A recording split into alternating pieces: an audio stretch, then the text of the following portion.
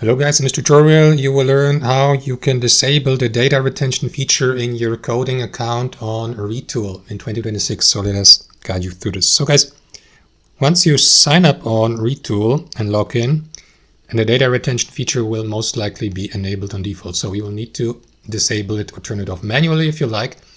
To do that, you will need to navigate to your account settings. So from the app editor, you will need to click into that Retool icon in the top left. From there, navigate to settings. Here in your account settings, click into advanced settings at the bottom of the left sidebar. Here, scroll down till you get to the workflows feature, and here disable data retention. And you will see that these settings updated. You may enable it again. You can also customize the retain and data range for 30 days or I don't know, 90, 60, 10 days. Click into save here.